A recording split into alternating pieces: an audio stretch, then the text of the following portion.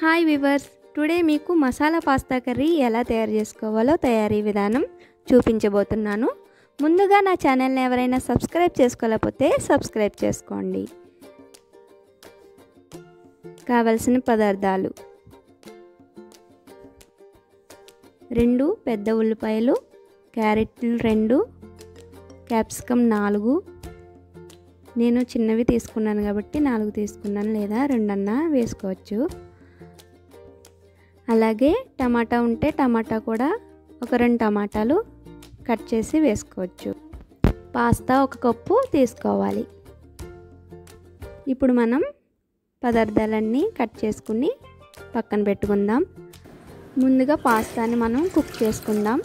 దీనికోసం ఒక గిన్నె తీసుకొని 2 లోటాలు నీళ్ళు వేసుకొని అవి మరిగేంత వరకు ఉంచి తర్వాత పాస్తాని అందులో వేసి ఒక 5 నిమిషాలు కుక్ అవ్వనివ్వాలి.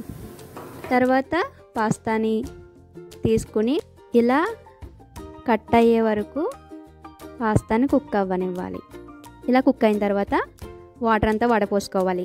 అందులో కొంచెం చల్లనీళ్ళు కూడా వేసి వడపోసుకుంటే పాస్తా అనేది ఒకదానికొకటి అతుక్కుపోకుండా.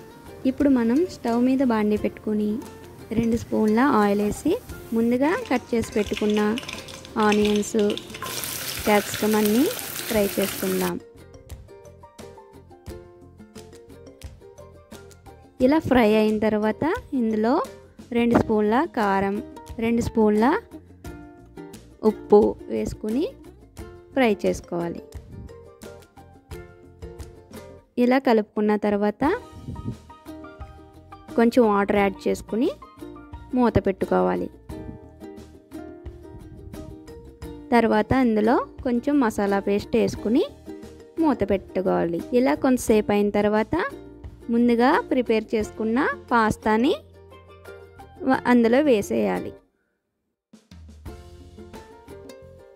ఇలా వేసిన పాస్తాని ఒకసారి కలుపుకొని మూత పెట్టుకోవాలి.